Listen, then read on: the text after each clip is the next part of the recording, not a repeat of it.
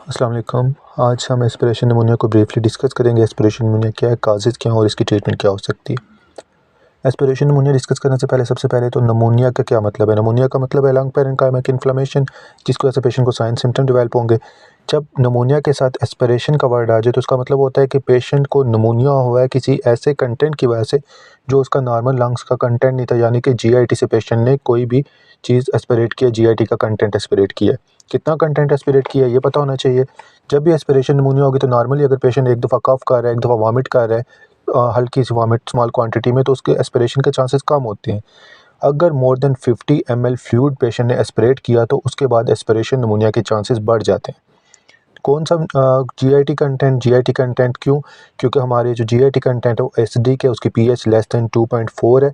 Gastric juice की pH gastric juice patient ने aspirate किया, more than 50 ml fluid patient ने एस्पिरेट किया, जब वो लंग्स की तरफ जाएगा तो पेशेंट को साइन एंड सिम्टम डेवलप होंगे कफ के, शॉर्ट ऑफ ब्रेथ के, और उसके बाद पेशेंट क्या होगा, उसके लंग्स की पेरेन्काइमा की इन्फ्लेमेशन होगी, इसे हम बोलेंगे एस्पिरेशन निमोनिया। ठीक है। एस्पिरेशन निमोनिया में हमें पता होना चाहिए कि कौन से पेशेंट को एस्पिरेशन निमोनिया के चांसेस ज़्यादा से ज़्यादा होते हैं। हमारे पास वो पेशेंट जो हाई रिस्क पेशेंट ग्रुप में, उसमें हमारे पास आते हैं स्ट्रोक वाले पेशेंट, किसी को सीवी हो, इस्कीमिक सीवी लेटा हुआ है पेशेंट, हम इस्कीमिक हेमरेजिक कोई भी सीवी है, पेशेंट लेटा हुआ लेट के खाना खा रहा है, एनजी पास्ट है पेशेंट को, पेशेंट ने एनजी हिल की है तो वो सारा जो उनका फ्लूइड है वो लंग्स में चला जाएगा आपके एसोफेगस के बजाय। उसके बाद पेशेंट को रिकरेंट फिट्स हो रहे हैं, पेशेंट को स्टेटस एपिलेप्टिकस है या वैसे फिट्स हो रहे हैं पेशेंट को। फिट्स के दौरान क्या होता है कि पेशेंट का एस्पिरेशन के चांसेस बढ़ जाते हैं।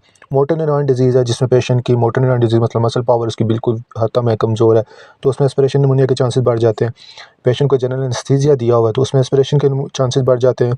वॉमिट हो रही है पेशेंट को, अपर जी ब्लीड है, वॉमिट है किसी भी वजह से, तो उसमें एस्पिरेशन निमोनिया के चांसेस बढ़ जाते हैं। पेशेंट क्रोनिक एनजी ट्यूब उसको पड़ी हुई है तो उसकी वजह से एस्पिरेशन निमोनिया के चांसेस बढ़ जाते हैं। ओल्ड एज में एस्पिरेशन निमोनिया के चांसेस बढ़ जाते हैं। न्यू नेट में एस्पिरेशन निमोनिया के चांसेस बढ़ जाते हैं। तो एस्पिरेशन निमोनिया बेसिकली हम कहते हैं कि हमारे लंग्स के अंदर कोई भी फॉरेन कंटेंट, जीआईटी का कंटेंट लंग्स के अंदर चला गया तो उसकी वजह से पेशेंट को निमोनिया डेवलप हो रहा है, जिसे एस्पिरेशन निमोनिया कह रहे हैं।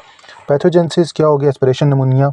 नॉर्मली हमारा जो लंग्स का फ्लोर है वो ग्राम पॉजिटिव है बैक्टीरिया, जिसमें हमारे पास कौन से आते हैं, स्टेफिलोकोकस, स्ट्रेप्टोकोकल, न्यूमोकोकल आते हैं। जब हमारे पॉजिटिव फ्लोरा को कोई और फ्लोरा डिस्टर्ब करता है, यानी कि नेगेटिव फ्लोरा जो हमारे जीआईटी कंटेंट में, जिसमें हमारे पास सूडोमोनास है, हमारे पास ई कोलाई है, हमारे पास प्रोटीएज है, क्लेब्सिला और बैक्टीराइड है, ये जब जीआईटी से लंग्स की तरफ होंगे वॉमिट की वजह से तो वहाँ पे क्या करेंगे, इन्फ्लामेशन करेंगे। तो हमारे पैथोजेनेसिस में या बैक्टीरिया जो कॉमन बैक्टीरिया एस्पिरेशन काज करते हैं उसमें ई कोलाई और ये सारी चीज़ें आते हैं।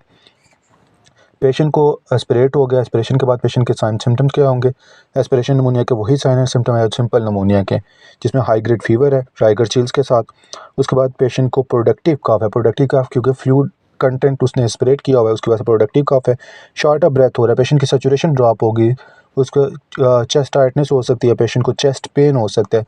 निमोनिया वाले सारे सिम्टम्स और साथ शॉर्ट ऑफ ब्रेथ और आपको साइंस में सैचुरेशन पेशेंट की ड्रॉप मिलेगी।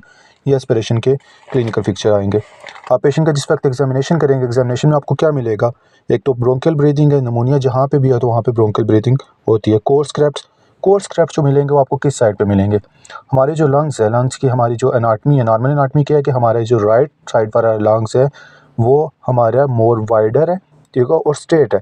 तो जो भी पेशेंट कंटेंट एस्पिरेट करता है वो ज़्यादा चांसेस होते हैं कि राइट लंग्स की तरफ जाएँ, जबकि लेफ्ट वाला लंग्स जो उनसे उसके जो एंगल है वो मोर वर्टिकल और वो थोड़ा सा नैरो है। तो उसमें चांसेस ये होता है कि जो भी पेशेंट एस्पिरेट करता है वो राइट साइड पे जाए।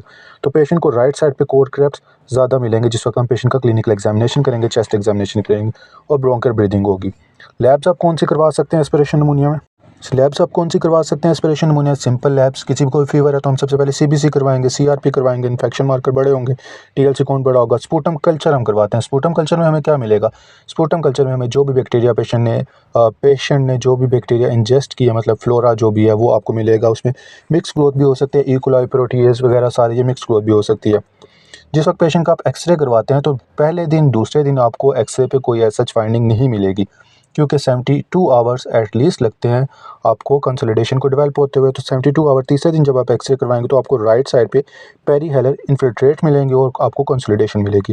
ये आपकी क्लिनिकल एग्जामिनेशन और लैब्स में आप इस तरह पेशेंट को करेंगे, लैब्स एस्पिरेशन निमोनिया डायग्नोज। उसके बाद आपके पास ट्रीटमेंट होती है। ट्रीटमेंट हमने क्या देनी है? ट्रीटमेंट हमने देनी है बेसिकली हमने देखना है कि हमारा नॉर्मल लंग्स फ्लोरा क्या है, ग्राम पॉजिटिव है, एस्पिरेट कौन से ग्राम नेगेटिव है, और साथ कुछ एनारोब्स भी होते हैं।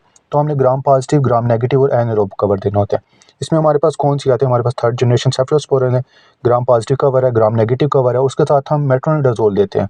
कोई भी कंटेंट जो बिलो द डायफ्राम पेशेंट ने इंजेस्ट किया हो तो उसमें मेट्रोनिडाजोल जो एनारोबिक कवर अच्छा करती है वो हम पेशेंट को दे रहे हैं। तो एस्पिरेशन निमोनिया की बेसिकली ट्रीटमेंट क्या होती है? Gram positive cover, gram negative cover और साथ आपके पास मेट्रोनिडाजोल। हम थर्ड जनरेशन सेफ्लोस्पोरिन दे सकते हैं या ऑगमेंटन देते हैं, बेसिकली ऑगमेंटन कैल्वेनिक एसिड और साथ एम्पिसिलिन जो अमॉक्सिसिलिन है, ये हम पेशेंट को दे रहे हैं।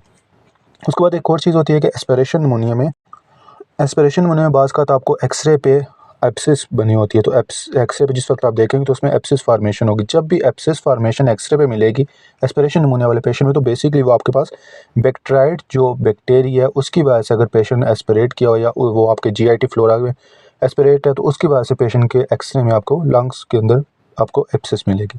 एस्पिरेशन निमोनिया में जो चीज़ याद रखने वाली है, कितना कंटेंट पेशेंट का 50 ml fluid less than 2.4 pH, gram negative, कौन से हाई रिस्क पेशेंट है, और हमने एक्सरे फाइंडिंग बेसिकली हमें तीसरे दिन मिलेगी, फॉरेन एक्सरे फाइंडिंग नहीं मिलती। और पेशेंट जब भी सैचुरेशन ड्रॉप के साथ आ रहा है तो उसमें आपने एस्पिरेशन निमोनिया देख। Old age more commonly CV वाले पेशेंट, तो आपने उन पेशेंट को एक तो अगर कोई भी सीवी वाला पेशेंट है तो आपने बेसिकली उसमें कहना है कि आपने डाइट जो सी है वो बिठा के देना और बाकी सारी आपने नर्सिंग केयर उसमें करवानी है क्योंकि उसमें एस्पिरेशन निमोनिया के चांसेस बढ़ जाते हैं। ट्रीटमेंट आपने एंटीबायोटिक, ग्राम नेगेटिव कवर और साथ आपने सक्शनिंग करनी है। सक्शनिंग इसमें बहुत ज़रूरी है। पेशेंट अगर आपके पास ईआर में आता है तो जिस वक्त वो कफ कर रहा होगा साथ उसे एस्पिरेट भी आ रहा हो तो आपने सक्शनिंग करनी है। इसमें सक्शनिंग आप रैंडमली करेंगे, रिपीटेडली सक्शनिंग आप करेंगे पेशेंट की ताकि वो उसका एस्पिरेट जो है वो बाहर आ सके, और आपने सिंपल साथ आपने एंटीबायोटिक्स देनी है। इसमें फ़िलहाल इतना ही, ऐसे ज़्यादा ऐसे एक्सप्रेशन निमोनिया को कुछ भी नहीं।